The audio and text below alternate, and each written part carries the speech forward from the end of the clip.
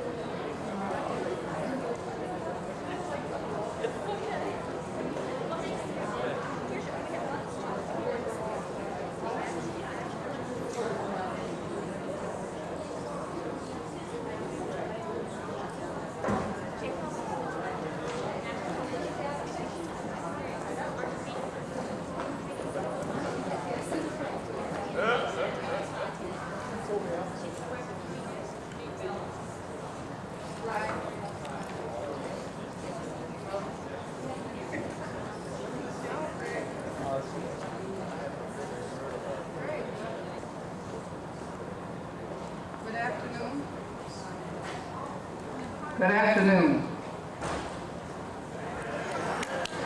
That's right, let's have immediate response so we can have a real good meeting. All right. My name is Bella Absett, and I am the co-founder and co-chair of the Women's Environment and Development Organization, which is an international network of women all around the world caring about life on this planet, frankly, and everything that goes on. We have 10 co-chairs in every region of the world, and we have some wonderful representatives here with me who work in our organization. Susan Davis, our executive director, is here somewhere. Pam Ransom, where are you? Just show yourself. And Diane Bixley, who is a senior program advisor, will be one of the presenters.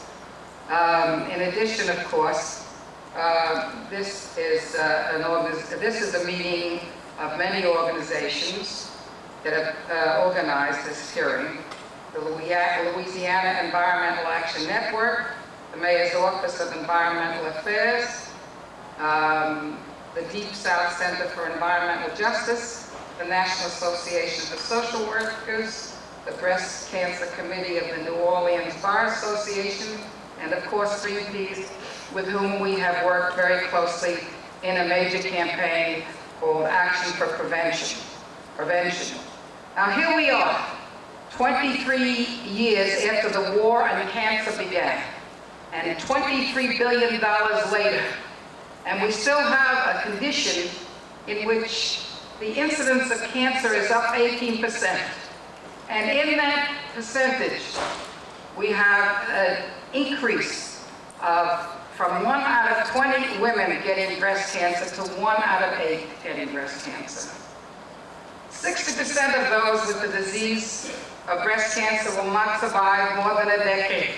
And those of us who are in that category are among those who are trying to fight to make it clear that we, the people, have a right to expect that all governments and all industry have a fundamental obligation to deal with the issues of preventing the disease and finding the causes of the disease and eradicating the disease, rather than to be satisfied with the present condition, which does deal with screening and diagnosis and cure and treatment, but has not prevented the disease from increasing.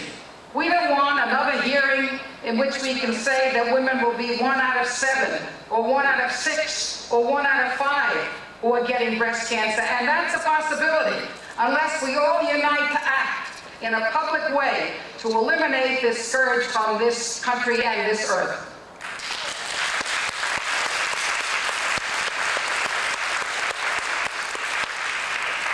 It's very exciting for me to be back in New Orleans. I've been here on a number of occasions. Well, I'm not going to tell you everything because not all of it should be talked about in the public. However, I always had fun. I even argued a case here in the Fifth Circuit way back in the 50s. And the last time I was here, they actually caught a picture of myself and my husband at the Court of Two Sisters. And when Susan went there one day, she was shocked to see that we were following her.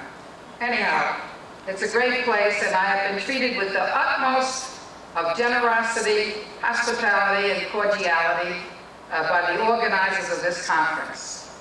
I'm a macrobiotic person, and they gave me a big basket of gorgeous macrobiotic food. I'm a person with a little cold, and they saw to it that I had a massage.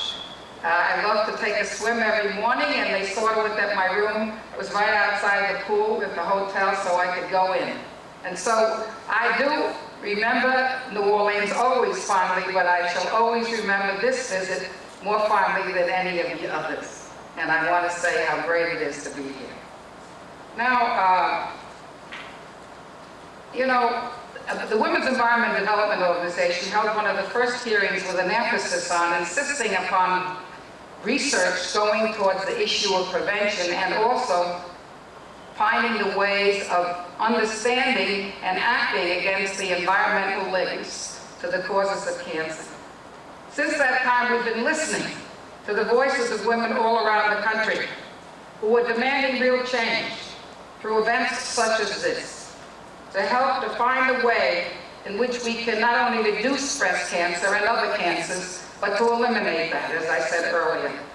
I think it's important to understand that no change ever takes place without the participation of people. Historically in America, that's the way change has taken place. And unfortunately right now, we're witnessing some folks in the Congress who would like to take away all the change that people have fought for, including the funds that are needed for research, for work on environment, for maintaining important indices, and we have to fight against that. And we are the only ones who can fight against it. In fact, today's papers indicate that the Senate is trying to eliminate the toxic release inventory, which is the way in which we get figures as to how many emissions how many pounds of emissions are released into the atmosphere. And it is an inventory that has been favored not only by the public and consumers, but by industry itself. And the toxicity that has come from these emissions, in the opinion of many, have had a great deal to do with the increase of breast cancer and other cancers. Louisiana, unfortunately, has released, I understand, releases one of the highest amounts of toxicity from the chemical plants, especially in Cancer Alley. And the effort in the Senate that is now being made has to be fought and can be fought not only by consumers, but with many industries who feel that the evidence as to their emissions has enabled some of them to curb the toxicity in these emissions, and that's something we have to look forward to. Well, we have brought together, you see, most women, as was true in my own case, discover their own cancer. We obviously need to develop better tests. We need to find better ways to discover breast cancer. We now have a mammography which services some but not all. As some of you know, there's been a great controversy about the fact that it's not been effective with younger women. It's important to analyze and find out through research in this area, yes, how to improve the diagnostic tests, how to improve treatments. But unless and until we see the emphasis also made or even shifted to finding the prevention, we'll never see cancer cured. We'll never see this disease dealt with in the way that it should be dealt with. It's shocking that this country spends more than 4 times more on military weapons research during peacetime than on all health research combined in a period when we're faced with problems the magnitude of the AIDS and breast cancer epidemics reflect. So if we are fighting a war on cancer, We clearly, at this point, I'm sad to say, are not winning, and that means that we need new strategies. Just after the last presidential election, I don't want to appear to be entirely negative because some moves have been made. Just after the last presidential election, cancer survivors met with Hillary Clinton to demand action, and they were clear in the messages they delivered. Yes, we need diagnosis and treatment, but we need a greater emphasis on prevention and really researching the key issue of environmental links to the causes of breast cancer. We know that only 30% of the breast cancer cases can be explained in terms of cause and effect. The other 70% nobody knows anything about. And it's up to us, the people, and up to the public officials that are sitting here with me, to see to it that we make a major step forward to deal with this epidemic, to find the causes, and in order to be able to prevent it. In recent years, we've had some progress. We've seen the Office on Women's Health established at the federal level, as well as the development of a national action plan on breast cancer.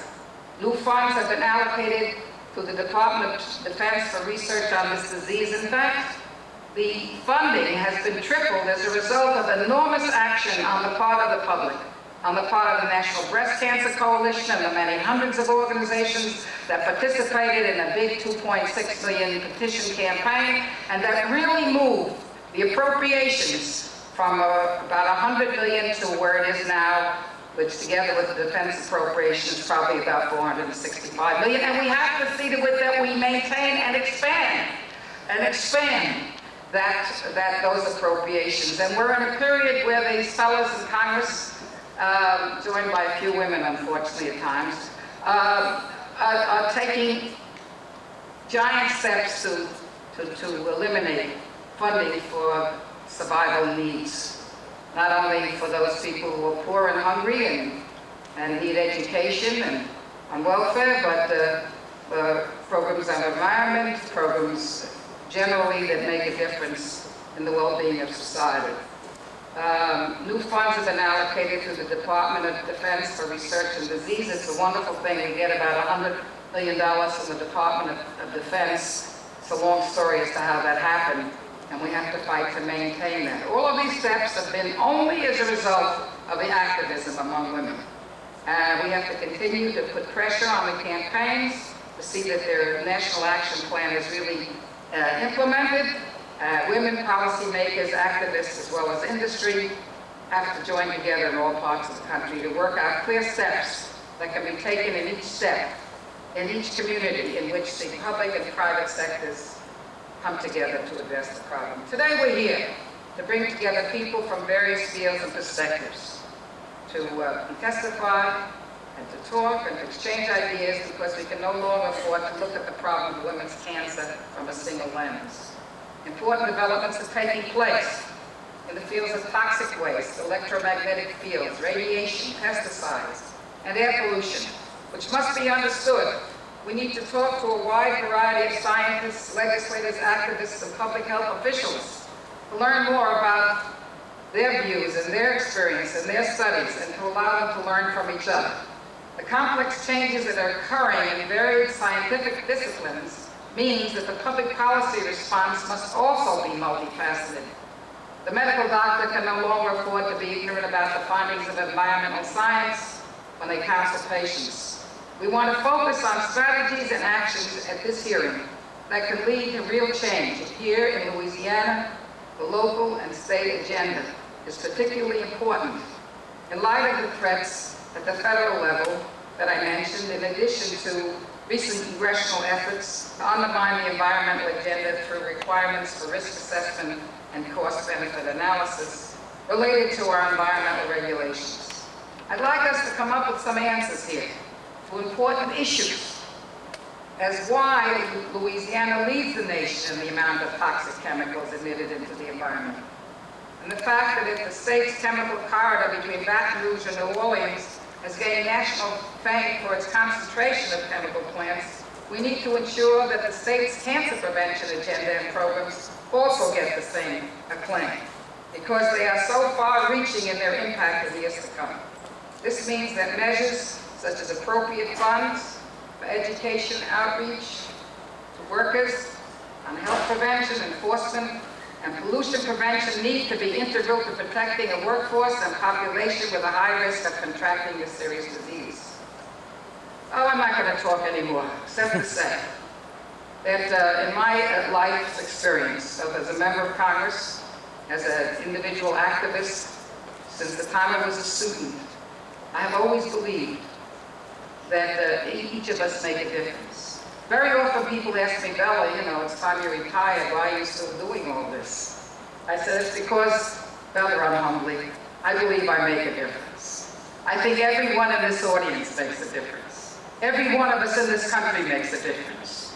And at this particular moment in history, it becomes crucial that we assert that difference and that we assert our beliefs that we indeed are sovereign in this country.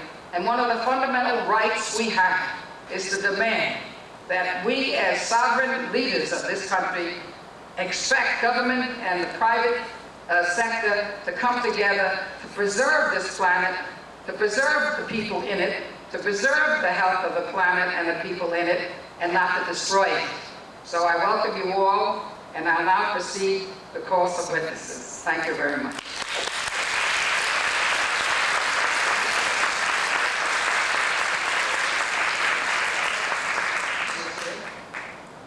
Okay. Oh, I forgot. I should introduce the panelists first. Dr. Lynn Goldman has just joined us. She is from the United States Environmental Protection Agency, Assistant Administrator for Prevention of Pesticides and Toxic Substances. Welcome. I want also to introduce Michael Vince, representative of the Louisiana Department of Environmental Quality. Just raise your hand so we know who we're talking to. On my other side, on the far right, I don't know that you really belong on the far right. However, Louisiana Representative Roy Quizere, Sheila Webb, Director of Health for the New Orleans Health Department,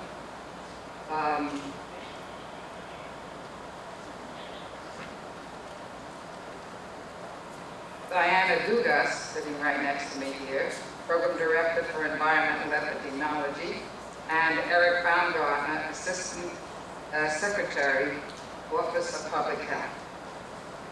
These are the people we're talking to. These are the people who we wish to influence. These are the people we expect to help us, as many of them have, and we hope even more so, to create the kind of policies that we're here to discuss. And without further ado, I just want to say the following. We have a set number of speakers, and we expect the panelists, and we welcome that panelists ask questions or make comments following each person's testimony. However, I have to use my discretion and suggest that because we were late in getting started, we would like speakers to try to confine themselves to 5 minutes if possible. After that, I would open the floor to speakers who have asked to give testimony. The following list of after the pre-scheduled speakers, and there have been other persons who, when signed in, asked for the right to speak, and we certainly want to try to encompass all speakers. But understand that we started an hour late, that we did have a pre-scheduled list of speakers who come from far and wide, and we have to deal first with them. I'm sorry to be so conventional, but such is life at times. And the first person I'm going to call on is Dr. McLaughlin is not here, right? He's on his way, but On his way, Diane Dillon Richmond. Oh, okay. Well, Diane Dillon Ridgely, Senior Advisor, Women's Environment Development Organization. Good. Good afternoon. I'm pleased to be here and to see that this coalition of vested and interested groups and institutions and people have come together in New Orleans. And I wanted to just take a second to say that New Orleans holds a personal, special place for me because it's the place in which my paternal grandfather came into this country from France when he first came to the United States. So I've always been fond of coming back to that place. And I wanted to start by quoting Carrie Chapman Catt, something that she said in 1911.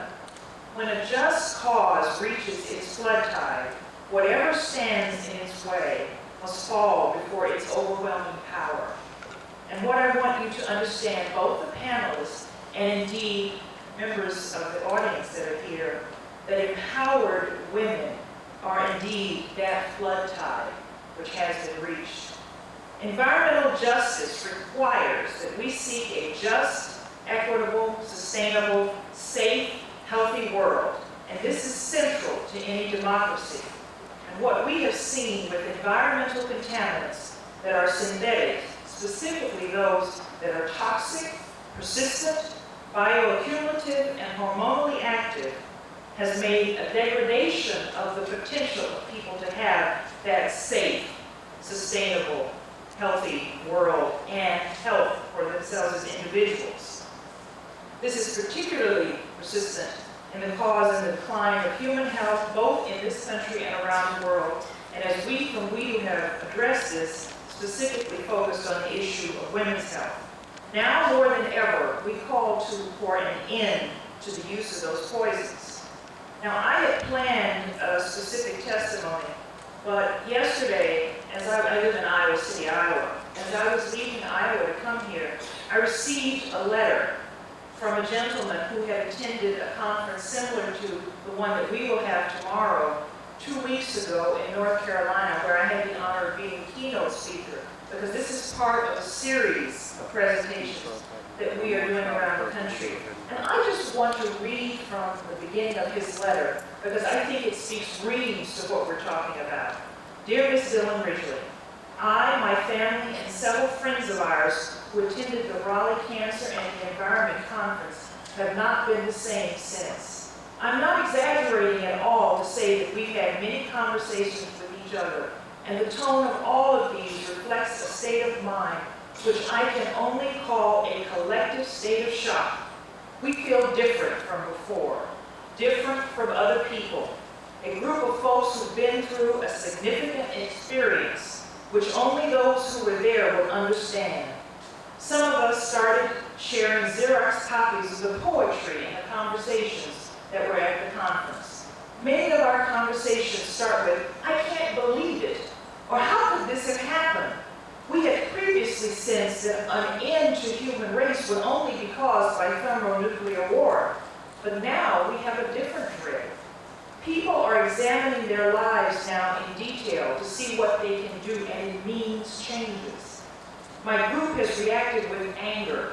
How could this happen? Why should we have to think and worry about our water, the quality of the food that we eat? We should have not been forced to come to this situation in the United States of America in 1995. We can no longer ignore this. We're no longer insulated from this information. These kinds of articles, studies, and conversations are requiring us to respond in an urgent fashion. He goes on for 2 more pages, but I think you get the point. The point is that as people get this information, people will demand that we conduct ourselves in a different manner. WEDO in particular has been part of a coordinated national effort. We came together in February of 1994 in Austin. We had hearings at the Texas legislature. WEDO has also, in 1994, had presentations and hearings which have consisted of a network of women's health activists, cancer survivors, scientists, doctors, ecologists, in a series of events and hearings that were in New York City, Albuquerque, New Mexico, Dayton, Ohio, Boston, Massachusetts, and in September of 1994, at the International Conference on Population and Development, we introduced in Cairo the women's issue of cancer connection at that meeting, because this is something that is critical to women all over the world. By convening these conferences in U.S. cities and catalyzing the campaign in the Netherlands, Brazil, and other countries, WEDO is enabling women to identify environmental factors that are indeed linked to cancers affecting women and expanding the support for the research and the prevention of those cancers. Our goal is to mobilize women from all walks of life, all backgrounds, in demanding greater resources for the study of these causes to our cancer. We see that this awareness has moved to many other organizations. I give as a single example a report, Beyond Delaney, which is preventing exposure to hazardous pesticides, which just came out in the past month from the Physicians for Social Responsibilities. One of the things that I do is I happen to sit on President Clinton's Council for Sustainable Development, which is a response to the Earth Summit, the U.S. response to the Earth Summit. And it has been particularly instructive to see that as we have gone around the entire country focusing on these issues, people want something very basic. They want to be able to know that they live in sustainable communities that are safe. People want to know that the water that they drink is not going to bother them or their children. People want to be able to be guaranteed that the food that they eat will be safe. And it is very basic to see that this is no longer an assurance that we can have. I quote in closing from Rachel Carson, who wrote Silent Spring in 1962. It was for me one of the pieces that started me on this path of activism throughout my life as a child. And she said, as the tide of chemicals born of the industrial age has arisen to engulf our environment, a drastic change has come about in the nature of the most serious public health problems. For the first time in the history of the world, every human being is now subject to contact with dangerous chemicals from the moment of conception until death. That was 1962, and we have not yet seriously and systematically in this country paid adequate heed to that warning. The clock continues to tick, and we can no longer sit. 2 years after Rachel Carson wrote those words in her groundbreaking book, she herself died of breast cancer at the age of 57. 3 decades later, pollution of the global environment and our bodies has only grown more severe. Simultaneously, breast cancer is now the leading cause of death for women in their prime years of 40 to 55. The breast cancer rates have risen steadily since the dawn of the chemical age. From 1940 to 1982, breast cancer rates increased by at least 1.2% each year. But more recently, these rates have skyrocketed. From 1980 to 1987 alone, the number of breast cancer cases reported in the United States rose by approximately 32%. The disease kills about 50,000 women a year in the U.S. alone. And I hope all of you will be able to attend our conference tomorrow, because we will have a list of people who will address some of the specifics of that. One of the things that's most alarming, perhaps for me as an African-American woman, is the realization that while we may have a better capacity, and I put that in quotes, of identifying breast cancer, something very different is happening, particularly in the prognosis of disease for African-American women, because we are dying more from breast cancer, and it is earlier and earlier in our lives, premenopausal, and the nature of the tumors are histologically different in African-American women, and I'll speak to that during my presentation tomorrow. But I encourage people to attend that, and to attend not only that conference, but to attend and convene meetings in their own communities. After all, what is imperative in my closing message is to get active, to get political, because quite frankly, if today you are not outraged, you're simply not paying attention.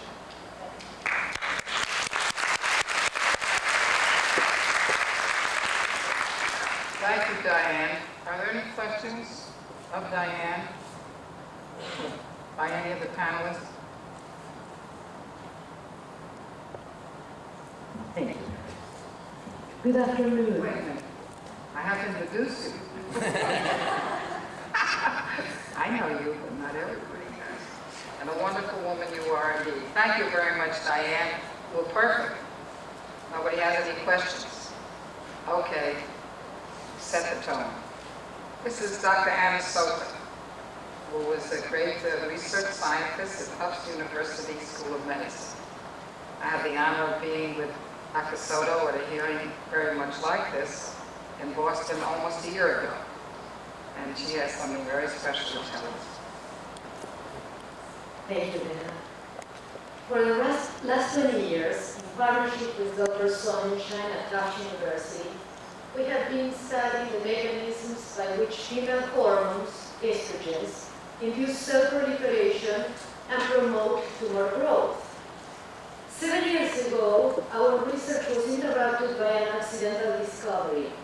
Laboratory plasticware ditched a chemical that mimicked the effects of estrogens. Because the manufacturers refused to reveal the composition of the plastic, we decided to find out by ourselves. After 1 year of research, the identity of the culprit was firmly established. It was nonylphenol, a chemical used in the manufacture of plastics, detergents, and spermicidal formulations. This accidental discovery made us change the course of our research. We became aware that these estrogen mimics could pose health problems to humans and wildlife.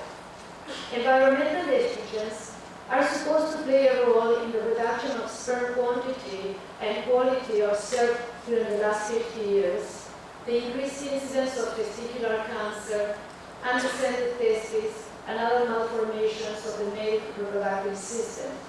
In women, natural estrogens are the main risk factor for breast cancer. Thus, environmental man-made estrogens may contribute to the trebling of the breast cancer incidence observed since 1940. Today, I will address the following specific issues. First, the usefulness of an assay, the screen test, to identify chemicals that are estrogen mimics. Second, the findings in our and other laboratories that reveal that chemicals used as antioxidants, plasticizers, detergents, and pesticides are able to mimic the action of estrogens.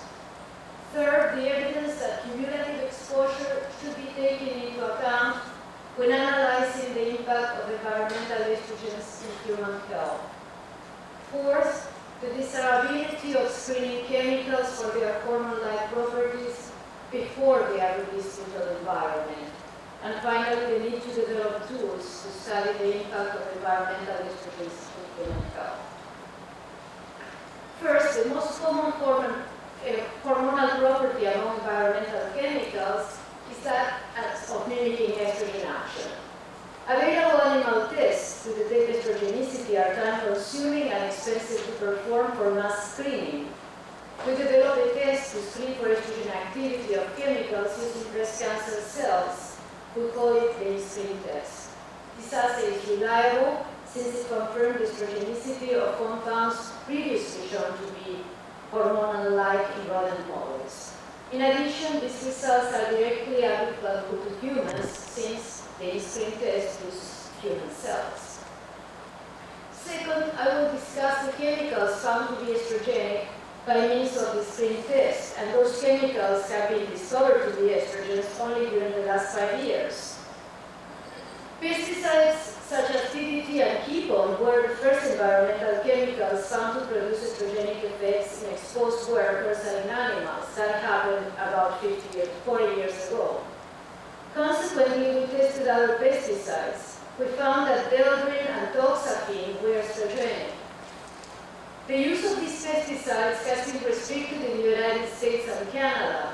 However, they persist in our ecosystem because of their long life and also because they come into our atmosphere carried by air currents from other countries where they are still used. Most importantly, endosulfan, a widely used pesticide whose residues are commonly found in fruits and vegetables, has been found to have estrogenic properties comparable to those of DDT. In addition to pesticides, other estrogenic chemicals may be present in our food and water supply. For example, alkyl phenols are used in the manufacture of plastics and may contaminate foods during processing and packaging. In addition, these estrogens, alkyl phenols, are used in the manufacture of detergents called alkyl phenol polyethoxylates.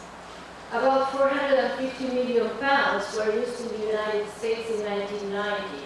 These detergents are used in a variety of applications as industrial detergents, in cosmetics, as common lubricants, and as spermicidal foams. Although the detergents are not estrogenic, they are degraded into estrogenic alkyl phenols during sewage treatment, and thus they may be present in drinking water. Experiments in laboratory animals indicate that rats are able to process these detergents, liberating the estrogenic alkyl phenols. Non-phenol polyethoxylates are used also as inert carriers of certain pesticides. Dr. Feldman at Stanford University found that when polycarbonate plastics are heated, they reach an estrogen, bisphenol A. Polycarbonate is a very widely used plastic. Dr. Olier in Spain found that tin cans lined with polycarbonate reach bisphenol A into their food contents during canning.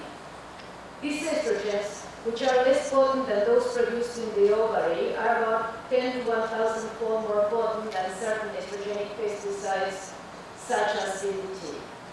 These chemicals are used also in dentistry as sealants and in dental fillings.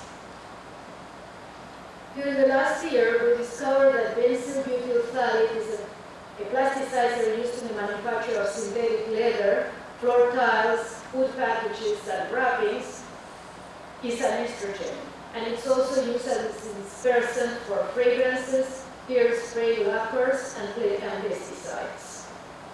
The FDA approved food antioxidant butyl hydroxyanisole is also estrogenic, and it may be found in cereals, confections, and as a yeast preservative.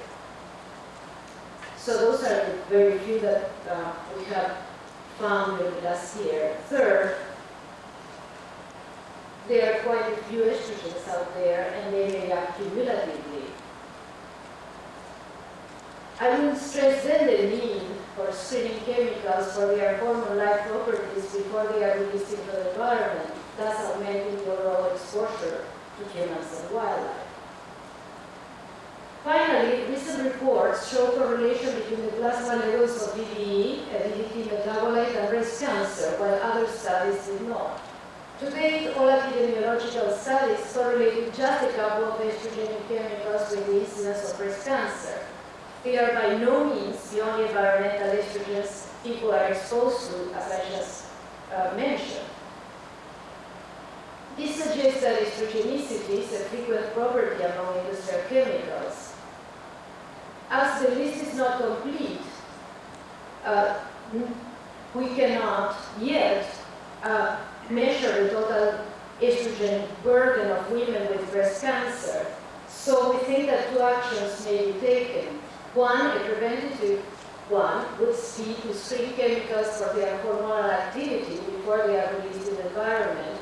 And second, a research program to assess whether the increased breast cancer incidence correlates with the cumulative dose of all estrogenic chemicals present in our bodies. Such a research program was established in Massachusetts about 1 year ago due to the effort of activists from the Massachusetts Breast Cancer Coalition. They lobbied their legislature to fund the program to study the causes of the increased breast cancer incidence in the Cape Cod area. This project is being managed by the Silent Spring Institute in partnership with the Department of Public Health. We are confident that a partnership involving activists, government, and scientists will provide the best venue to investigate these problems. Finally, as a scientist, I cannot offer professional answers to questions that pertain to policy and ethics rather than to science. Therefore, I will close my testimony by posing the following questions. What should be done regarding human exposure to hormone mimics in the absence of conclusive data about their role in human disease? Research takes time. Should we wait until we find out? Should we adopt a preventive policy now by regulating the release of hormone mimics?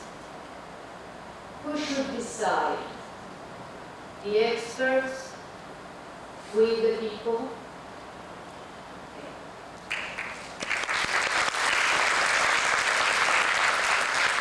Thank you very much. If you have an extra copy of your testimony, we would appreciate a copy here. Question, Dr. Goldman. Press the black button to the left. I got it, thank you.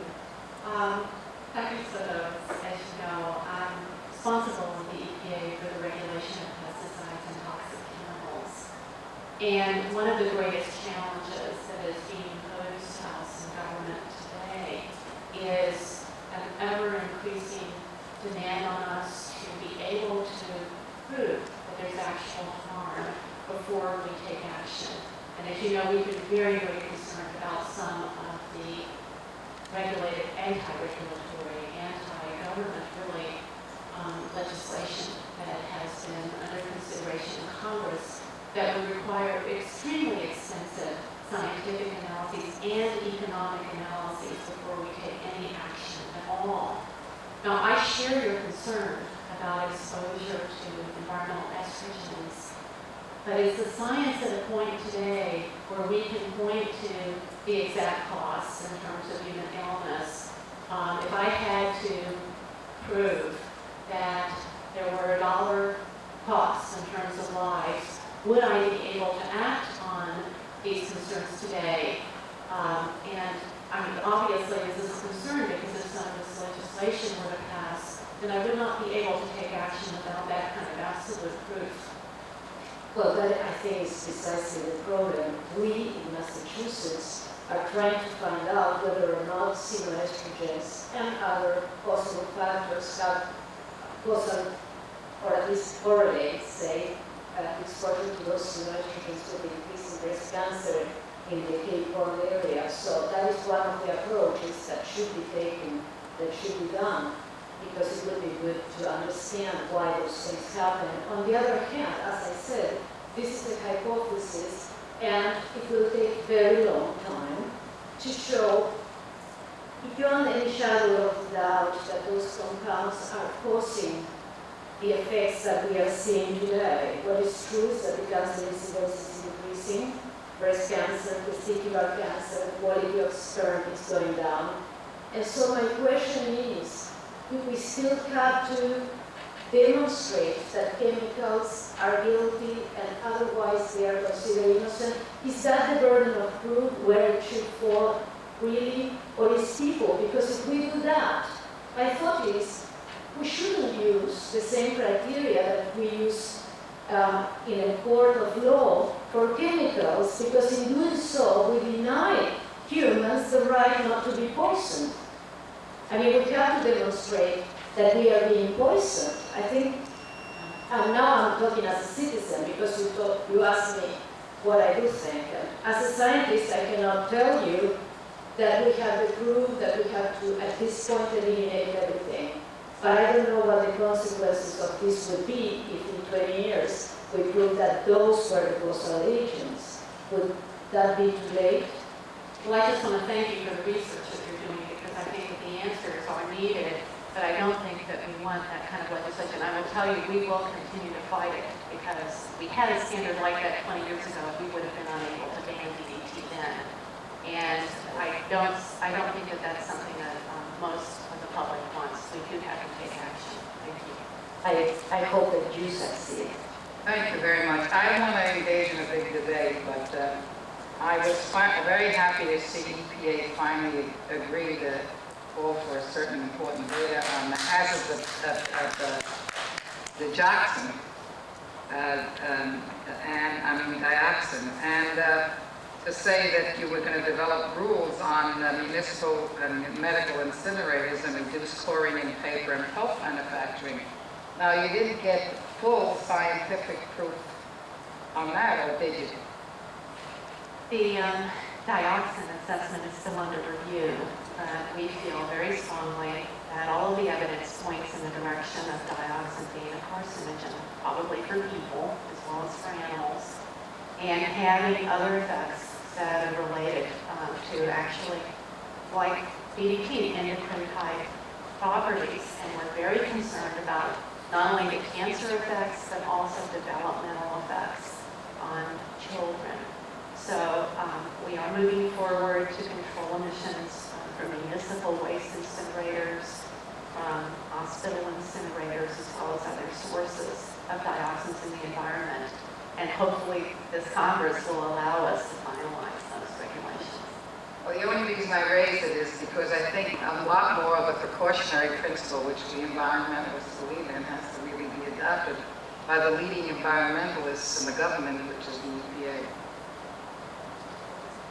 So I'm glad that you're moving forward on that, but I think that that's the pressure we have to put.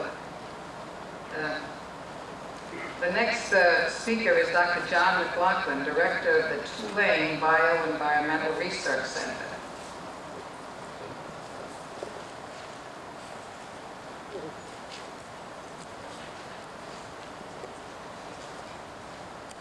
Moderator, panel, it's a delight to be here.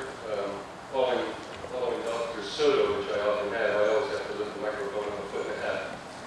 But it does always save me about 10 minutes of my testimony or in anything else I do. The work that we've done in my laboratory over the years and the work that we've tried to be associated with really is very similar to what Dr. Soto has already described to you. So I will give you a slightly different approach to estrogens in the environment, although I think we are in scientific agreement on many of the points. The work that I started was at the National Institute of Environmental Health Sciences in the Research Triangle Park in North Carolina, which is the one National Institute of Health dedicated to environmental health or the interaction of the environment with human health. And as long ago as 1979, we organized a meeting called Estrogens in the Environment to explore the impact of the chemical diethylstilbestrol, or DES, which had been given to pregnant women for threatened miscarriage, which at the time was being used in the cattle industry and in the poultry industry. Some 13 tons of DES were being introduced into our environment through these routes. So we had a meeting to look at the environmental implications of estrogenic molecules. At the time, we also explored in this meeting the estrogenicity of DDT, ketone, and a variety of other agents that were known to have female hormone-like activities. In 1979, that was limited to perhaps a handful of compounds. We had another meeting in 1985, also called Estrogens in the Environment, and being in the federal government, we imaginatively named it Estrogens in the Environment 2, or the daughter of Estrogens in the Environment. And in this case, we had many more compounds to consider, and at the time, one of the compelling issues that caused us to reconvene this group of scientists, policymakers, physicians, was the reports in the clinical literature of a virtual epidemic of premature breast development in young girls in Puerto Rico that were recorded in the literature between 1982 and 1987. And there was a supposed environmental component to this precocious breast development because, as you know, estrogens stimulate breast development in both young girls and young boys. There was really never any environmental factor that was totally nailed down. There was a lot of research that was done by the Centers for Disease Control, by the NIH, by the EPA, by the FDA, all the other initials of the federal government, but there was really no causal link. However, there are still some cases of precocious breast development being reported in Puerto Rico. And in 1 year ago, we reconvened the group of scientists, policymakers, a variety of different investigators, clinicians, to discuss what had been many new kinds of findings related to chemicals in the environment that might work like female sex hormones. And this was predicated by the meeting that was convened by Dr. Theo Colburn at Wingspread Conference Center, in which she imaginatively put together a group of research scientists like myself, clinicians, and people working in the wildlife field who had been seeing studies, seeing things in the field that looked like feminization of different species in different parts of the world, suggesting that there might be an estrogenic-like effect going on among fish, birds, alligators, turtles, mink, seals. And it was really quite an interesting meeting to have people who've been working in lab research, people working in clinical settings with diethylstilbestrol, meet a group of wildlife biologists. None of us had read any of the same literature, none of us even knew of each other's existence, and we were working in one case in field studies, in another case in very controlled laboratory studies on very similar phenomena. I think it's fair to say that after the meeting we had, sponsored by the National Institute of Environmental Health Sciences a year ago on estrogens in the environment, that the most compelling example of an estrogenic factor actually having an adverse health effect is the work that John Sumter, who's in the United Kingdom, has done on fish. And he has shown a feminine-like response in fish downstream from wastewater effluent. He's gone back and identified what that is. He actually has done laboratory experiments to confirm that this would actually happen. So there's one example that exists, and I think that I have great sympathy with Dr. Goldman's comments, because at the moment, the idea that there are chemicals in the environment that may work like female sex hormones, that may have adverse health effects, is really hypothetical. It's one that is, I think, in my opinion, biologically plausible, but the kind of causal link that's being looked at or looked for, I think, doesn't exist. I think if we go back and ask the question, are there chemicals that are outside our bodies that might mimic chemicals inside our bodies? I think the answer to that question is yes. I think there are many examples that show that a variety of chemicals in our diet, such as phytoestrogens, other chemicals that contaminate our diet, such as mycotoxins, and other chemicals that are in our water, our diet, our air, that are synthetic chemicals, a product of industrialization, are shown in many different settings to have the same activity as female sex hormone estrogen. In some cases, they work like an anti-estrogen, and most recently, some very elegant work from the Environmental Protection Agency showed that some of these chemicals work like anti-androgens or anti-male hormones. I think we're just at the cutting edge of research, and really, I hate to use such a hackneyed phrase, it's a paradigm shift, but we really are seeing new ways of looking at how our environment interacts with us as a species, and the species we also cohabit the Earth with. I think this is something that's compelling for us to continue to do the research, to see if the mechanisms can be understood. I think there needs to be a significant amount more research on what we could call eco-epidemiology, where we take advantage of the fact that so many different species around the world seem to have the beginnings of what look like some of these effects. Their response maybe is more sensitive than humans, and I think we can learn a great deal that can help guide us as scientists and you as policymakers in what some of the next decisions should be. Thank you very much for your attention. I would like to amend one introduction you made at this center that I'm the director of, is the Tulane Xavier Center for Bioenvironmental Research. It's a joint effort between Tulane University and Xavier University here in the beautiful city of New Orleans. Thank you. Thank you very much.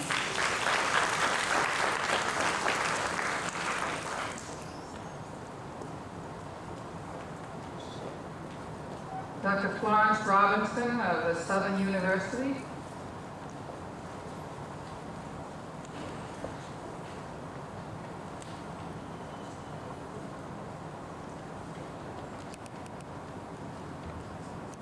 Good afternoon.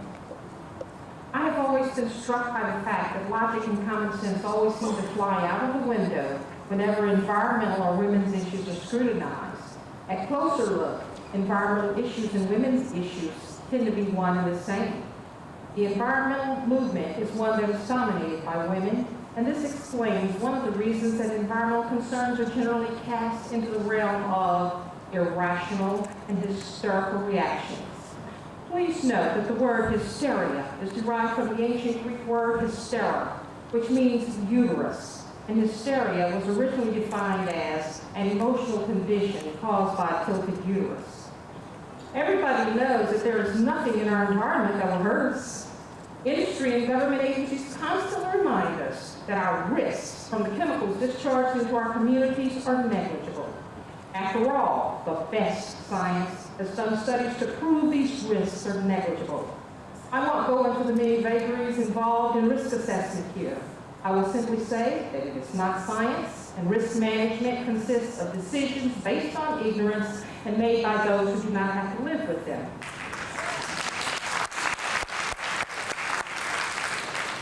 It is mainly the low-income communities and people of color communities who must suffer the abuses of this bad science. Logic and common sense fly out the window when environmental issues are considered.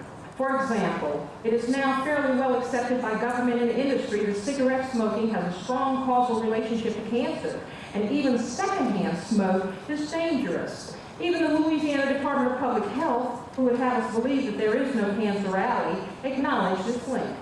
In fact, they explain our lung cancer incidence on the basis of the incidence of smoking in Louisiana. Cigarette smoke contains thousands of different chemicals. Interesting enough, many of these chemicals are commonly found in hazardous waste sites and spew out of the smokestacks of our local industries. Examples of these chemicals are arsenic, lead, cadmium, chromium, and various organic compounds such as trichloroethylene and tetrachloroethylene. The chlorine connection strikes again. However, when we citizens complain about these same chemicals being in our environment and giving us no choice but to breathe them, we are considered illogical and hysterical. I am presenting a one-page summary of 3 chemicals, polychlorinated biphenyls, PCBs, 1,2-dichloroethane, also known as ethylene dichloride, and vinyl chloride, released or transferred in Louisiana from 1987 to 1993. This table does not include the quantities of these chemicals that have been imported into the state for disposal or treatment. These chemicals have all been correlated with breast cancer or have been known to be contaminated with dioxin or cause the production of dioxin in their use, production, or disposal. I would like to especially point out the huge quantities of these chemicals reported in 1991 through 93 that have been burned on site for fuel recovery. And I'm talking values in the neighborhood of 19 million pounds. How much dioxin has been released into our ambient air from this practice? Areas especially affected are Geismar and Plaquemine. I also do not include in the table the millions of pounds of these chemicals that were treated on site. I don't know what that treatment meant. How long have these practices been in effect? Has the production and release of these chemicals increased? Incidentally, thanks to the Dole-Johnston Compromise Bill on Regulatory Reform, otherwise known as Senate Bill 343, that this type of data presented here will probably become a thing of the past as this bill effectively destroys the citizens' right to know. My community has been a victim for years of environmental racism and injustice, and our cries, complaints, and appeals have been answered by government with diffidence, disregard, and neglect. A recent health assessment of our community in which only the Superfund sites were considered while all the other sources of environmental contamination were ignored is a typical example of government attitudes. Despite recognition of the site as a public health threat and the existence of completed exposure pathways, especially the medium of air, which gives us no choice, the strongest recommendation was education. Clearly, this is ridiculous. How do you teach people not to breathe or not to ingest contaminated dust flowing in the air? Past, continuing, and future exposures were ignored. Education will not help us. Is this logical? Does this solution demonstrate common sense? Furthermore, modern science and medicine are still dominated by males, and this chauvinistic view pervades these fields. Modern medicine is stereotypical medicine. Whenever I am ill, the doctor takes one look at me and sees a fat, black, middle-aged woman and assumes that I'm suffering either from hypertension or diabetes or both. Then when they take my blood pressure and sugar levels and they prove me to be enviable, it takes the wind out of their sails. They begin to look at me as a hypochondriac. They begin to look for other popular things like, oh, we know she's got colon cancer. Here I am laying in bed, coughing like hell, and this man wants to do a coloscopy on me. You know, where in the name of God did he get his anatomy? Or maybe I was coughing very, very deeply. Women's health complaints are all too often ignored as mental manifestations, that is hysteria, until a condition becomes so obvious that it is too late for effective medical intervention. Witness the following medical history interview I recently suffered following hospitalization with a high fever. All of the typical questions were asked and answered, during which time I coughed frequently. The doctor asked me, when did the coughing begin? I replied, 7 years ago. He then asked me if I recall the conditions under which the coughing began. I then related to him how I was working in my own yard when my eyes, nose, and throat began to burn. This resulted in a raw feeling in my throat and chest the next day, and a few days later, this was replaced with an awful dryness, a persistent cough, and sleeping difficulties. He then asked me if I had been working with fertilizers or pesticides at the time of the burning. I told him no, but I lived very close to some industries. He then asked me if I'd ever been evaluated as having mental problems. After 7 years of seeing physicians about my respiratory problems with about as much effectiveness as related above, I cannot help but wonder how many women who have suffered from truly serious diseases such as breast or uterine cancer find doctors taking their complaints of symptoms seriously. Thus, we citizens, especially women, the poor, and people of color, are constant recipients of insults to our bodies as well as our intelligence. We women, because of our biological makeup, are particularly vulnerable to many environmental insults. In spite of the fact that women are more prone to illnesses all of their lives than men, women are understudied in biomedical science. Certain of our populations are disproportionately exposed to chemicals, and because of socioeconomic factors, are least able to counter the effects of these exposures. For example, by improved nutrition and medical care. Also, because of these same factors, these populations are least able to call attention to their problems and to force the system to bring about justice. The time is past due for us to bring sanity and justice into the realm of environmental issues and women's health. Thank you.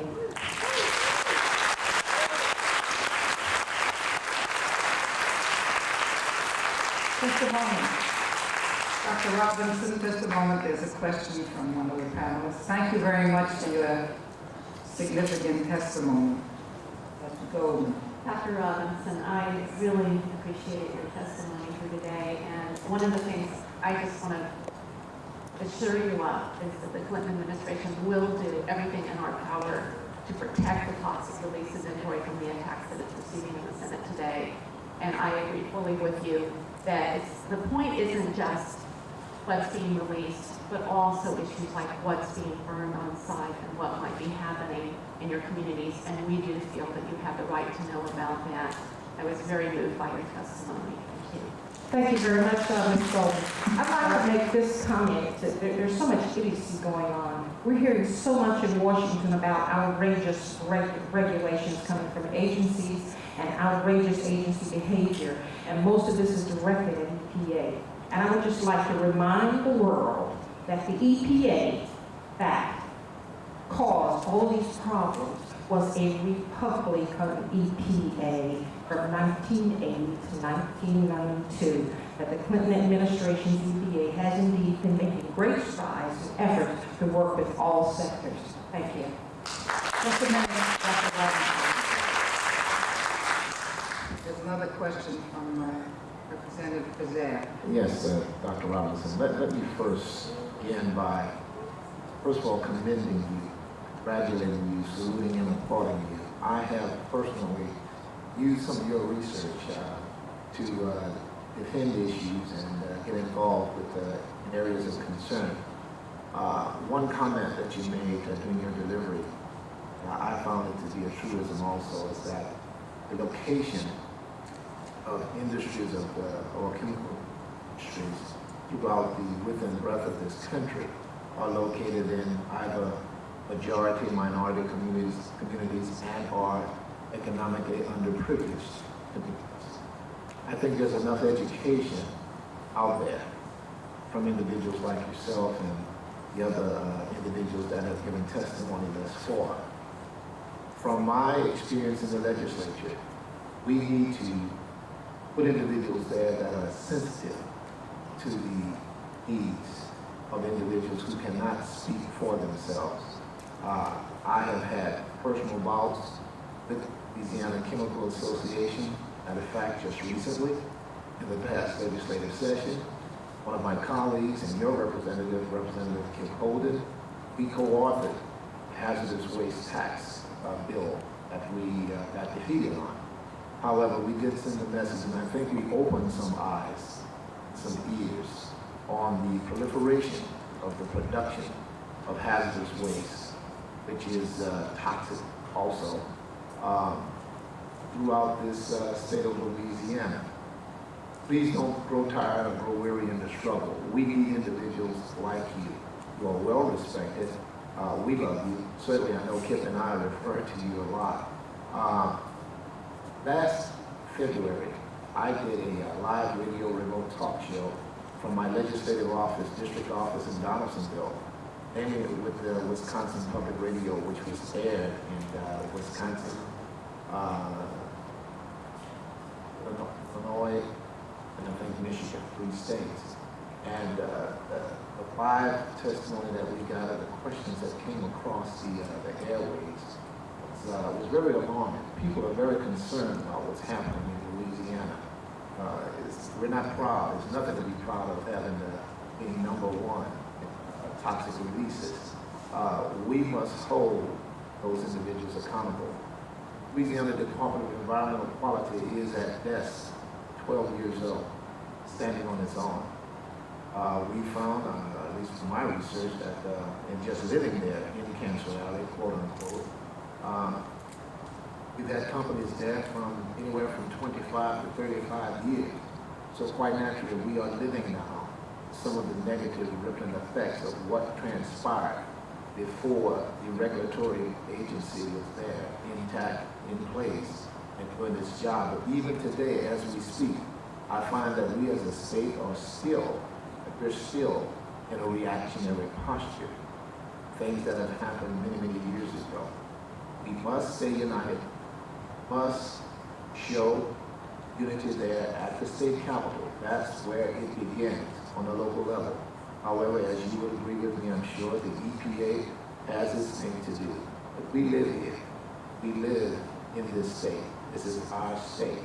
So I want to ask you, just please beg you, not to go tired or weary in the struggle, because your impact and your knowledge is very, very, very important to all of us. Thank you very much.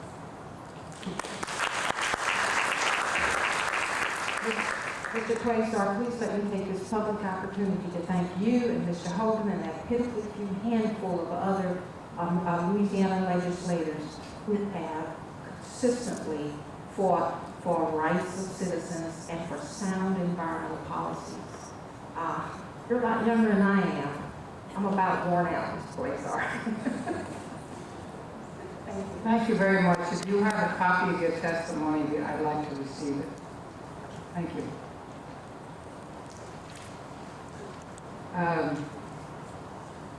Dr. Ernest Sternglass. Thank you. There you are.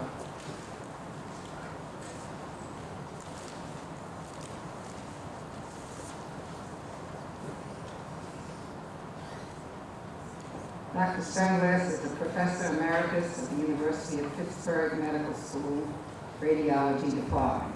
Welcome, Ernest. Thank you very much. Glad to be here again.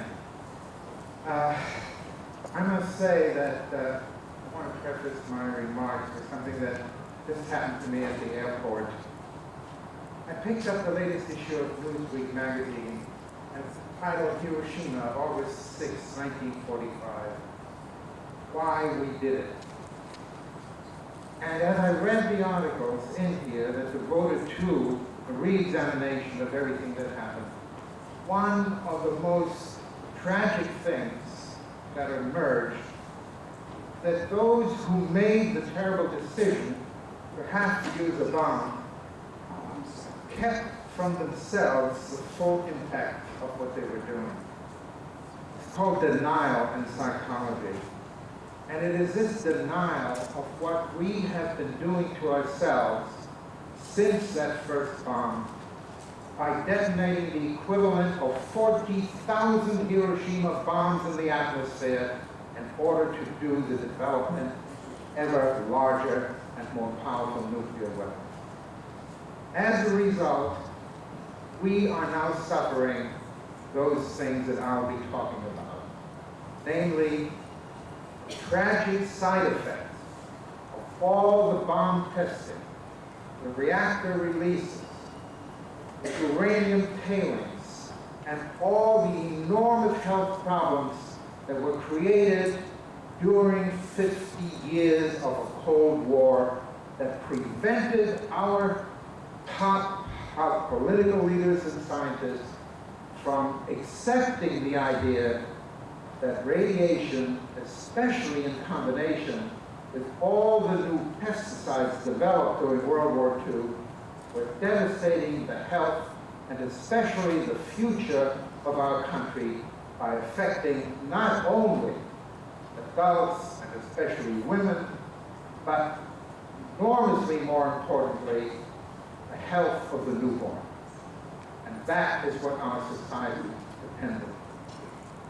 The tragedy of all this is outlined in a very brief summary that I've prepared that I will read to you and give you copies of, together with the supporting documents that document the tragedy that during the Cold War we had to keep from ourselves the fact that we, in the process of building the bombs and spending nearly $4 trillion on developing the nuclear weapon systems, that we destroyed the economy and the health of our nation.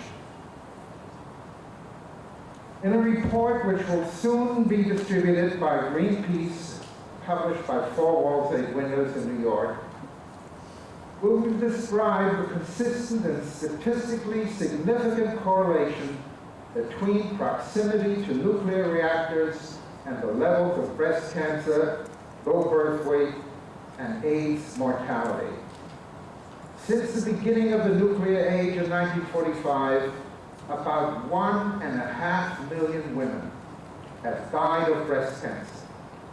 And the incidence has risen more than double after the decline in the nuclear, after declining in the years before the nuclear age began. For the period 1945 to 65, fallout from atmospheric bomb testing was accompanied by a 40% rise in underweight births in this country that affected the black and the poor minorities disproportionately, almost twice as much as the white population.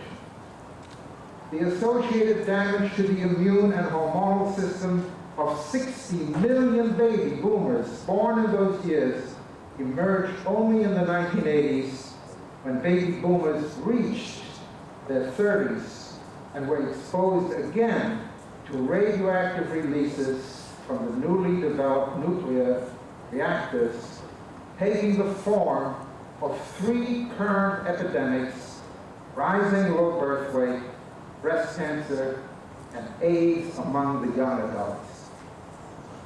In the 1,320 high rainfall nuclear counties that Dr. Gould and I and our group investigated that are located within 100 miles of nuclear reactor sites, victims have been exposed to the 4 most significant environmental causes of current immune deficiency: a 100-year buildup of industrial chemical pollutants and a 50-year exposure, almost to the day, from the making and testing of nuclear bombs.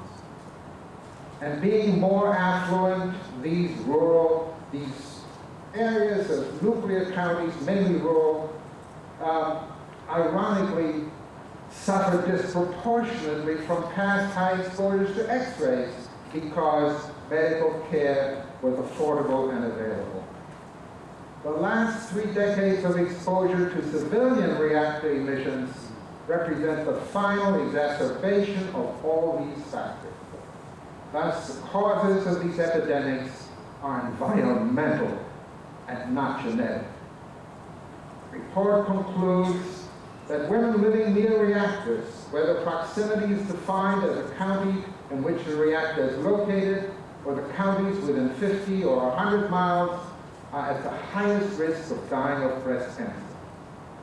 For women living in the so-called nuclear counties within 100 miles of a reactor, nearly 20% more women die of breast cancer per year than in the remaining rural, non-nuclear counties, according to the statistics that we gathered from the National Cancer Institute.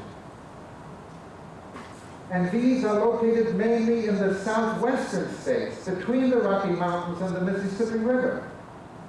These areas with the least exposure to nuclear emissions so far until 1982, when the nuclear reactors that were examined by the National Cancer Institute had operated, AIDS and other immune deficiency diseases were much lower in their incidence rate, including breast cancer. Even though many of these areas have large petrochemical plants and waste releases, as in Louisiana, Texas, and Oklahoma. In fact, these southern states have as little as 1/3, 2/3 of the rates that are now in evidence in the upper parts of the nation, especially in the Great Lakes and mostly in New England and Mid-Atlantic region. The most serious damage has come from the oldest Department of Energy reactor sites at Hanford, Oak Ridge, Savannah River, and the nuclear labs in Idaho, New Mexico, and Long Island, Suffolk County on Long Island, New York.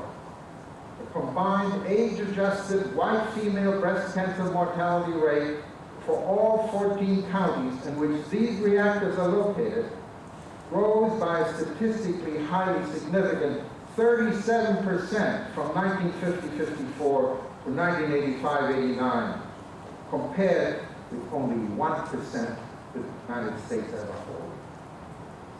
Moreover, a recent study by the New York Department of Health, State Health Department, has found that for women living within a kilometer or about 3/4 of a mile of a chemical plant or other industrial facility on Long Island, the breast cancer incidence for postmenopausal women is significantly higher than for those living at greater distances.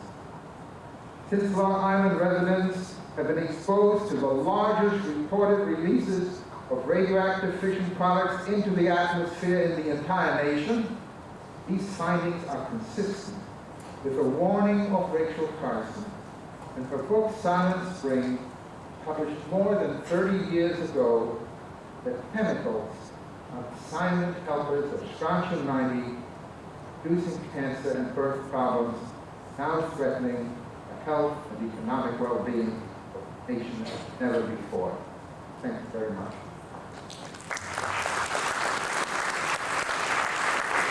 Thank you very much. Would you give us a copy of all of that, please? And I want to thank you for coming, and those of us who have been actively involved for many years in the anti-nuclear movement going back many years, appreciate your contribution today. The next speaker is Jay Feldman of the National Coalition Against the Misuse of Pesticides. Thank you. Appreciate the opportunity to participate in these hearings before this esteemed panel today. We applaud you for conducting the hearing. It is critical that a hearing of this nature be held at the community level that experiences the pain and suffering of policies that are not adequately protecting us. I am Jay Feldman. I'm the Executive Director of the National Coalition Against the Misuse of Pesticides. We were founded in 1981 to bridge consumer, farmer, and environmental efforts in an effort to reduce and, where possible, eliminate the use of toxic materials in pest management.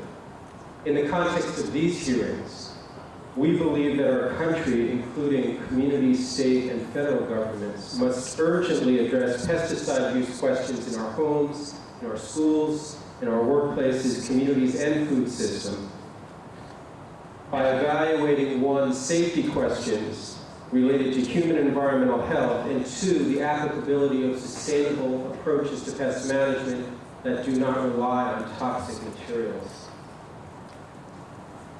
I'm not really here to debate the issue of cause and effect, although my written statement has numerous sites and scientific studies. I'm really here to focus on correlations and patterns of illness, and to talk about unknowns and unanswered questions, and about the need to act, and about our ability to act. What we're really talking about here today is a question of burden of proof.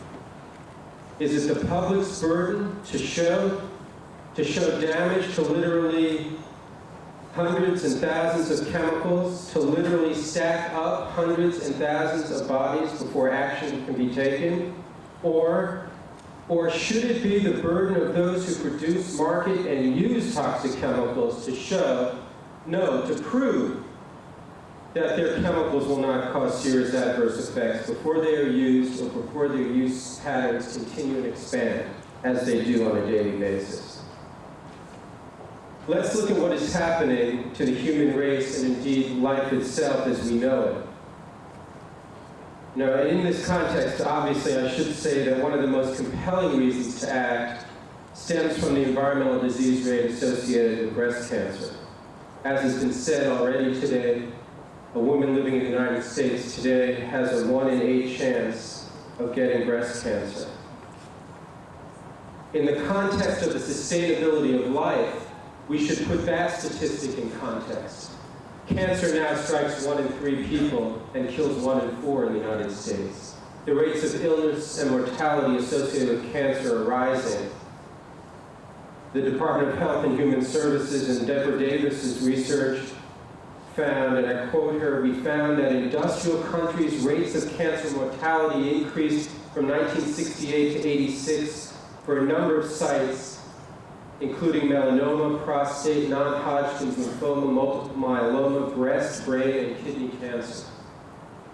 The NRC, National Research Council, found that all forms of cancer, except lung and stomach, are increasing in people over 54, and that is not attributable to increased detection capability. We're also seeing a dramatic worldwide decline in male sperm counts over the last 50 years, and reproductive failures in wildlife species ranging from alligators in Florida to polar bears in Alaska.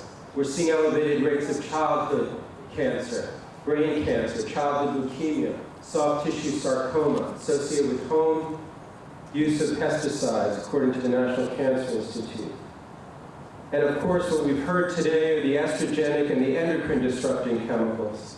Louis Gillette, Dr. Gillette, the University of Florida wildlife biologist, has written, studies using the systematic methodologies of epidemiology, what he calls eco-epidemiology, that approach have now provided strong evidence that various environmental contaminants disrupt the embryonic development of the reproductive system of numerous wildlife species, permanently altering reproductive capability of these individuals. Numerous pesticides are included among the environmental contaminants, such as the widely used weed killer 2,4-D.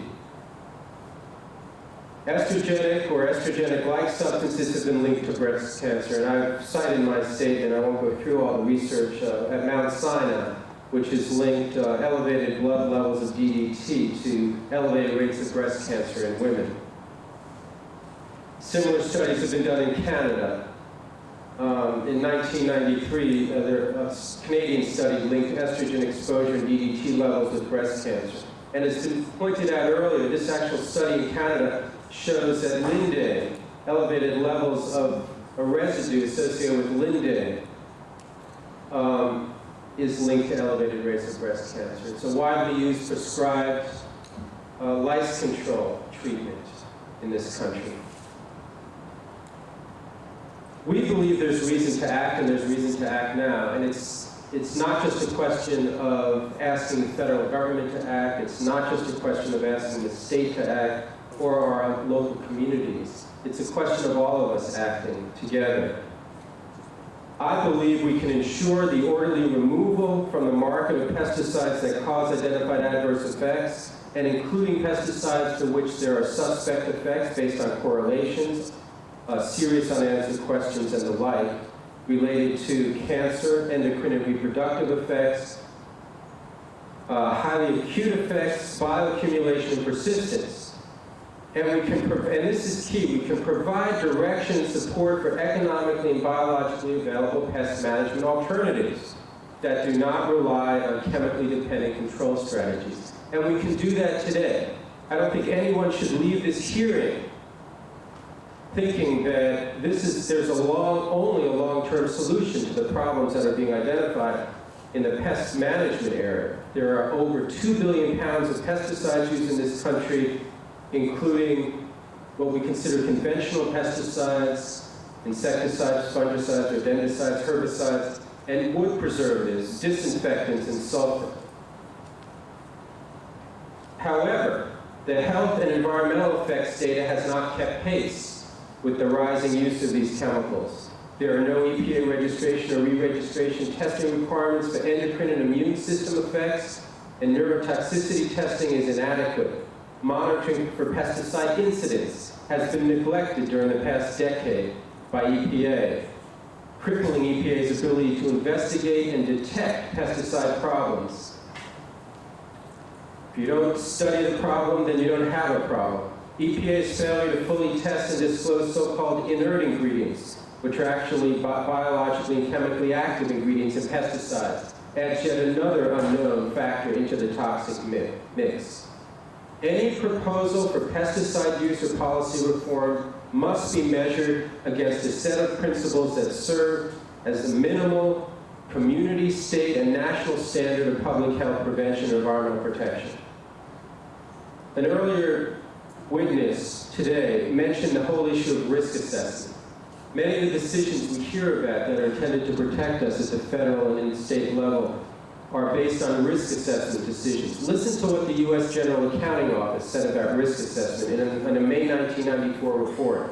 Quote, "Because scientific data are not always adequate to quantify risks and benefits, the choice of an appropriate regulatory standard entails value judgments and is ultimately a policy decision." And I think that's what we're talking about here today. The value judgment that we should bring to this decision and the decisions around pesticide use is that we ought to be erring on the side of safety. We should not be erring on the side of damage.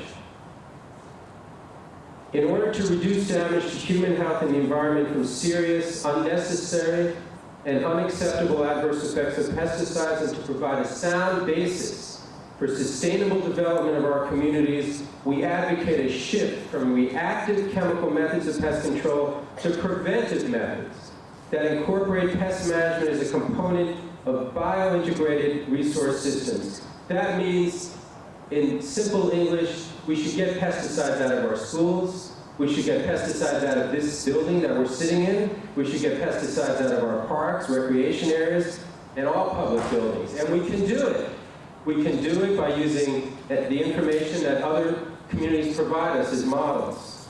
We seek protection for humans, other non-targeted organisms, and the environment from the effects of pesticides in their manufacture, transport, disposal, that is from cradle to grave. And it's always, I think, it's always important for someone like myself who works with communities on use issues to come to Louisiana, because to the extent that we change our use patterns, we slow down production. We shift technologies away from dependency on production facilities that are damaging. I will end by saying that we have joined with groups in Louisiana and across the country under the banner of Beyond Pesticides. Both the Louisiana Environmental Action Network and Environmental and Occupational Medicine Research Institute have joined with hundreds of groups across the country to call for a set of principles which would cause the orderly phase-out of toxic pesticides that are endocrine disruptors and other effects. 2 more points and I'm finished. One, on the federal policy level, we have to retain the Delaney Clause, which is a provision of the Federal Food, Drug, and Cosmetic Act that prohibits the introduction of carcinogenic pesticides in processed foods. It's a standard that's a clear preventive standard, but it's a standard people are walking away from. And in that regard, we should all leave this room and urge every elected official in Congress to oppose H.R. 1627, the Food Quality Protection Act, because it repeals the Delaney Clause. Every state legislator in this country should be on record opposing that legislation. And other legislative efforts like S343, the Regulatory Reform Bill, and amendments to appropriations bills that would cut EPA's ability to enforce that provision in law.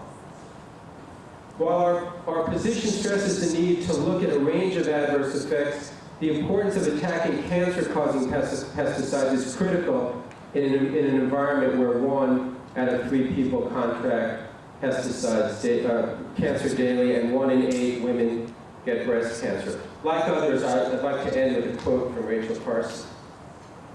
Different quote from Silent Spring.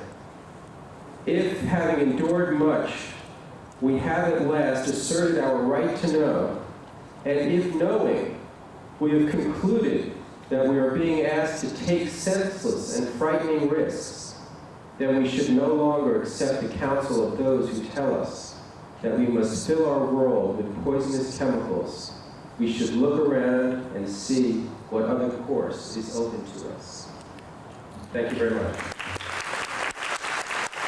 Thank you, Mr. Bellman. Just a minute. I want know each other well. Yes. I'm my responsibility for the pesticide program at EPA. We've had a lot of opportunities to discuss some of these issues in the past. And as you know, we agree in instances, and in other instances we disagree. And I would say, a major area of disagreement is in terms of food safety. I think we both agree we need to have a stronger system.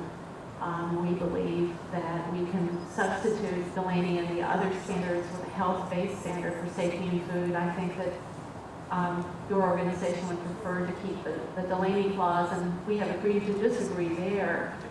I do think, though, that what we both do agree on is that the current law is not strong enough, and that it is very difficult for us to take action on risks when we find them. And yet we find ourselves with a Congress that is now moving forward a law that would weaken our ability to act when we find that there are risks with pesticides. And you talked a lot about the burden of proof, and that is actually the crux of the issue. Congress would like us, or some members of Congress, would place on us and the taxpayers a greater burden of proof to prove that a pesticide is risky. And we believe very strongly it should be up to the companies to prove that these products are safe in order to be able to keep them on the market. That is one strength in the current law that we think needs to stay there. And in fact, we think that the law even needs to be stronger. It is hard to imagine how we can operate our program were our law to become weakened. And so I was happy to hear your concern in that area as well. As you know, this is legislation that is being backed by, and I think even written by the pesticide industry, and they are going to fight very hard to move that legislation through Congress, and we will fight very hard to oppose that. It is unconscionable to make it more difficult for us to take hazardous pesticides off the market. The other thing I think that ought to be mentioned is you mentioned the riders on our appropriations bill. But I think the most significant thing about our appropriations bill that came out of the House Appropriations Committee is a 34% cut in the budget for the Environmental Protection Agency. And I think that it doesn't take a stretch to say 34% less environmental protection will weaken our ability to regulate and ensure the safety of pesticides. The kind of thing that we're doing now and going out and working with pesticide users to find safer ways to control pests, because we do think we need to do this collaboratively, as well as through our regulatory processes. It will be very difficult for us to do those activities with that kind of a budget reduction. Thank you for your comments, Ed. Most of the positions we take, and hopefully we'll be discussing many of these issues you raised tomorrow, because I think the public does need to understand that EPA is really being threatened as an institution, and we, the public, need to stand behind and strengthen that institution. Having said that, we at NCAP on a daily basis hear from people, and it's very difficult for us to embrace risk assessment standards as an approach when the victims of those risk assessment standards are calling us every day. We, over the years, have struggled with all the unknowns associated with risk assessment and have found it very difficult on a local level in talking with people to embrace those standards that accept unknowns as a part of the final calculation, because unknowns convert to people, real pain and real suffering. So I think we're all in agreement right now that we've got to get behind an effort that will stop this bad legislation on Capitol Hill. I think once we win that battle, we can gather together and figure out what is the best standard to ensure that everyone is adequately protected. Thank you. Representative Kazan. Yes, Mr. Spellman, does your organization have a compilation of or a list of those targeted pesticides that you all have deemed that's harmful, and a replacement for those or an alternative? I'll share with you a brochure that we have on, specifically on estrogenic pesticides, and they include pesticides, herbicides, fungicides, and insecticides, and what they call nematicides, as well as some industrial chemicals. I've been at this now for about 17 years, and I can say that over those years, there has virtually been in every area of pest management an alternative strategy developed, whether we're talking about agriculture, home, or industrial pest management issues. The question is, there's such a degree of vested interest in current systems for pest management. There's a chemical manufacturer, there's the guy that produces the rigs that apply the pesticides, there's the aerial applicators, there are commodity groups that have vested interest in these uses sometimes, that the transition to alternatives has been slow. Although I'll note that one of the fastest growing industries in this country is the organic food production industry. And it's not because of regulatory controls or anything else, it's because people want clean and safe food. So I think the short answer to your question is yes, and we in our office, because when people call us and say, well, you don't like this chemical, you don't like that, what should I do? We, over the years, have been forced to respond by developing alternative pest management strategies or combing the literature and making that available to the public. So the answer is yes, there are alternatives for virtually every pesticide that ought to be phased out. Often what we're talking about, this is my last comment, is changes in systems approaches to management. Right now we have a crisis reaction to pests.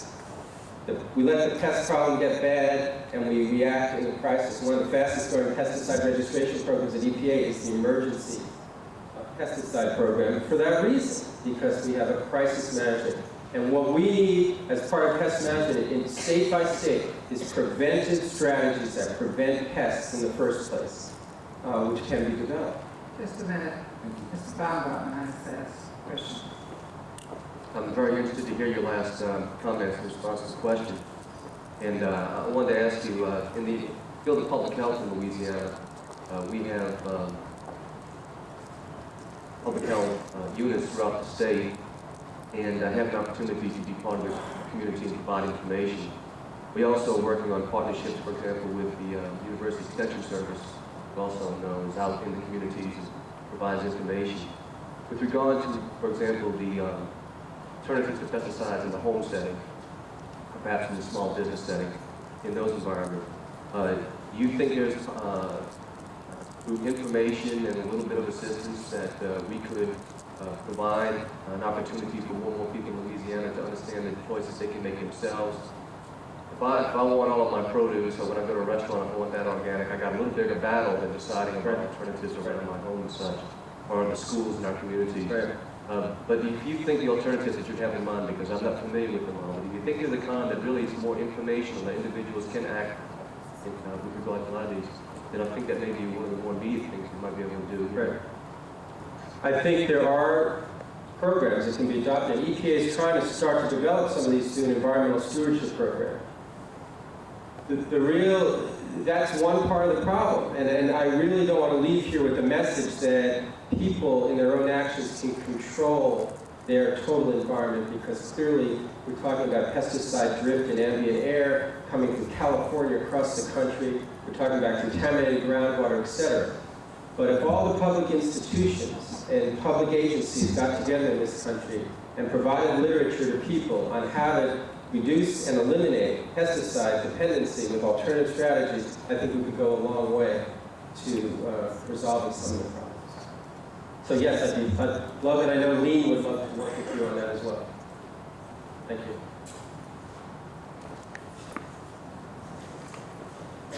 Thank you very much. Would you give us a copy of your testimony? Thank you very much. We have been joined by Connie Khoury, to just indicate, Executive Counsel to the Governor of Louisiana, and the Secretary and Head of the Louisiana Department of Labor, and involved in women's issues, Gail Trolley. Thank you for joining us. I'd like to now call on Judy Brady of the Cancer Prevention Coalition.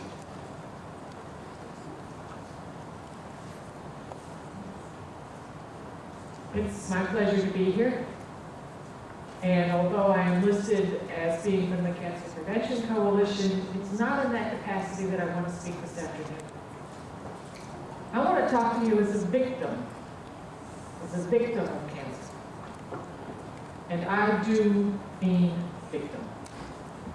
And I know that most people who are struggling to survive the ravages of that disease don't like to be called victims. We use euphemisms like survivor because it makes us feel, when we are called victims, it makes us feel that we're being placed in a passive role. And I know that we're not passive because we're fighting so hard to survive. I understand that. I also had to fight hard to survive. But I insist that all of us have that disease are victims. All of us who have heard those words, it's cancer, are victims of a social crime. For decades now, many billions of dollars have been poured into the search for a cancer cure, while every single year, the numbers of us who hear that diagnosis and who die from this disease continue to mount. That's a crime. That's a crime. Because those decades and billions of dollars have had only one real effect. They have made it safe for industry, with the collusion of government, to continue making the only world we have to live in one that's too dangerous for health. And all during those decades, it's been common knowledge that cancer is largely an environmental disease. This is not a new discovery. Let me quote you from our own government, from a National Institute of Health annual report in 1979. Quotes, environmental factors are generally thought to be the causes of most cancers. Environmental factors include the total environment, air, food, water, the workplace, and lifestyle, end quotes. Yet this same government has seen fit to ignore its own pronouncements and continue pouring money into the black hole of cancer research while allowing greater and greater poisoning to continue unabated. Now, when Rachel Carson wrote Silent Spring, which everybody refers to now, it's become the in thing. But may I remind you that the chemical and pesticide industry did its damnedest to prevent the publication of Silent Spring in the early 60s. But when she wrote that book, the risk factor for Americans was 1 in 4. 1/4 of the people in this country would hear those words, it's cancer. Then the risk factor became 1 in 3. And now, in 1995, according to the National Cancer Institute, those figures are now obsolete. Now, nearly 1 out of every 2 men in this country, 49%, hear those words, and more than 1 out of 3 women, 39%. The National Cancer Institute predicted in a report that they published last year that cancer would overtake heart disease and become the leading cause of death in the United States by the year 2000. Still, that same government not only refrains from addressing the crime of environmental pollution, they are now busy seeing how they can make it even easier for industry to maim and kill us with cancer, as well as endocrine diseases, neurological diseases, increased asthma, birth defects, and so on. our quality of life will surely diminish even more, and more millions of us are destined to die. How dare any government official have the nerve to blather on about cancer because it's become such a sexy issue, and then find something better to do when there's a question of environmental policy. Environmental policy with real teeth in it, which holds industry accountable for what they're doing to us. How dare they do that? How dare they turn their backs when that question comes up? People in this country tend to believe what we're supposed to believe. But the days, I think, when that monumental hypocrisy is safe and unquestioned are numbered. I'm not the only victim who's had enough. And I don't want to see my grandchildren, I now have 3, suffer even more than I have, though I know full well that their chances of being struck by this disease are greater than mine were. And I'm afraid I no longer have any faith whatsoever in the mythical cure.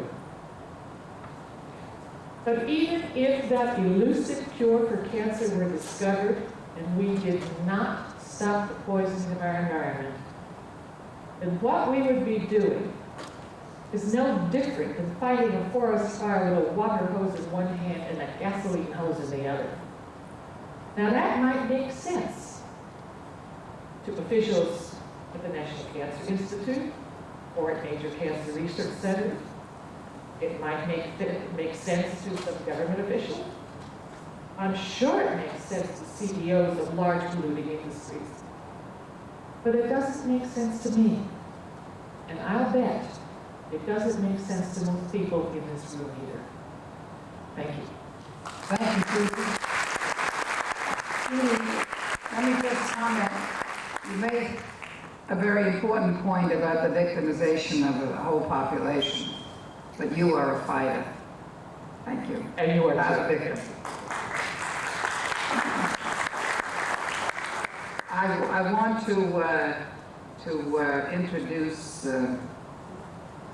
Senator who has joined us. I'm sorry, Senator Paulette Irons. Sorry.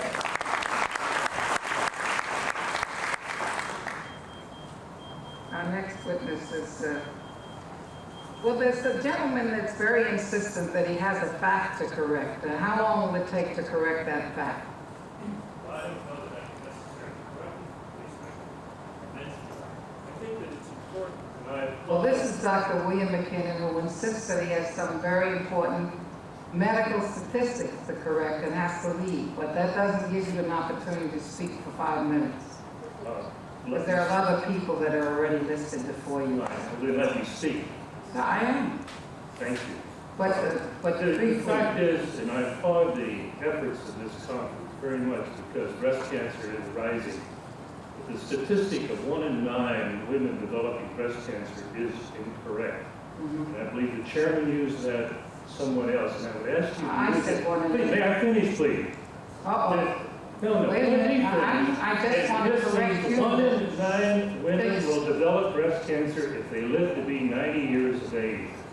And it is increasing. And that was all I asked, that the other speakers use this statistic to lend credibility for such a wonderful conference, that they use that statistic correctly. Thank you. Thank you very much, sir. I now call on Pat Bryant of the Gulf Coast Tenants Association.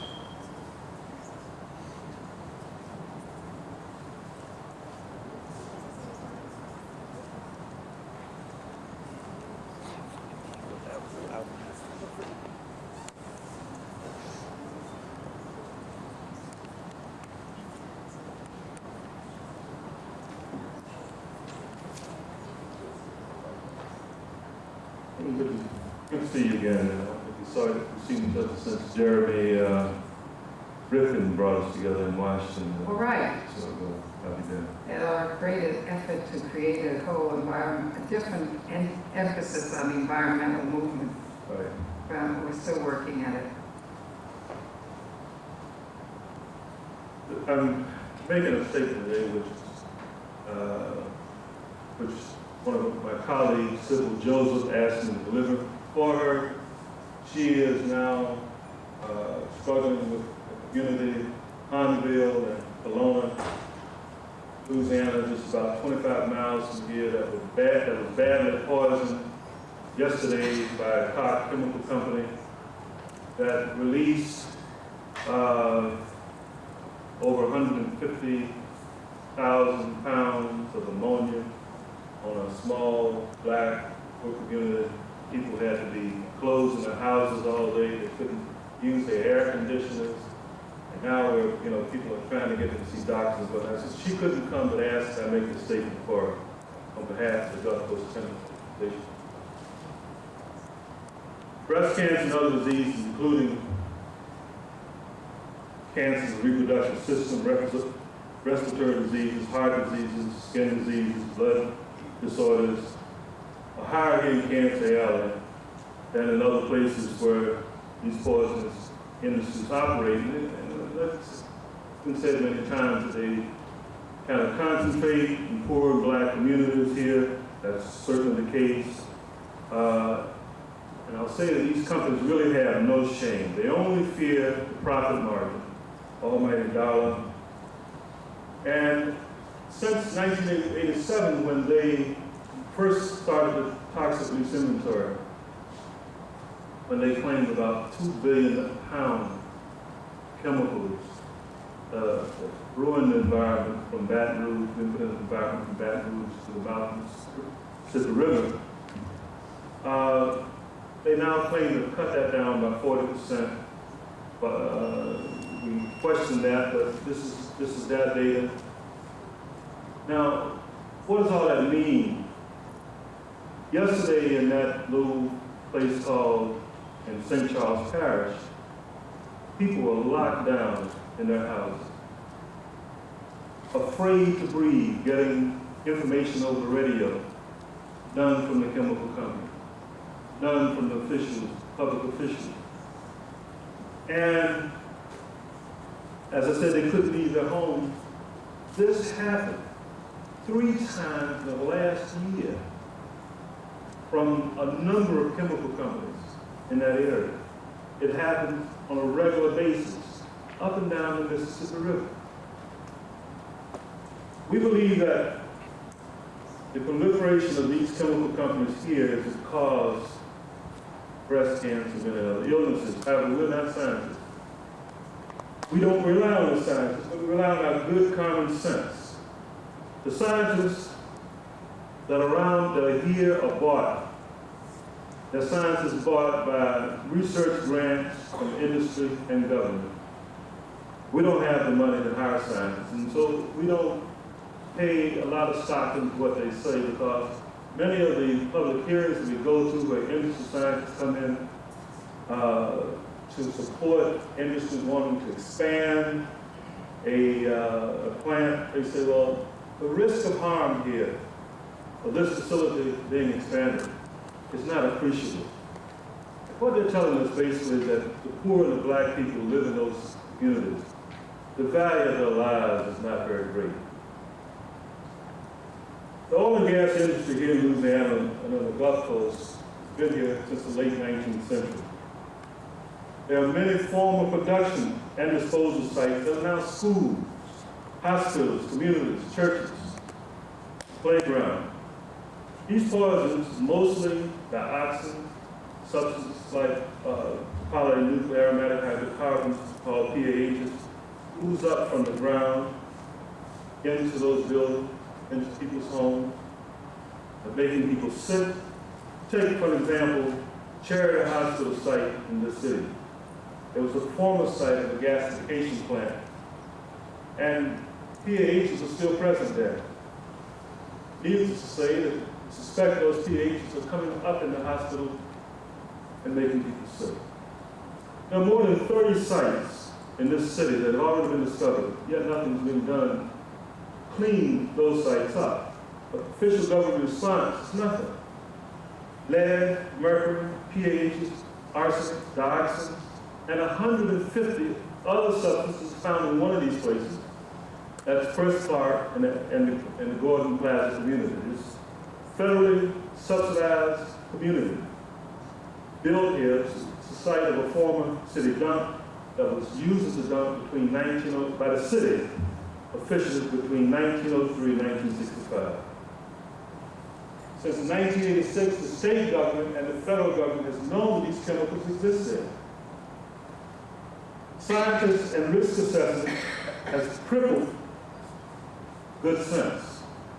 When the community demanded relocation to clean properties and compensation and equity for their federal insured homes, the response from congressional heavyweights like Senator J. Bennett Johnson, Bob Livingston, is the risk assessment game.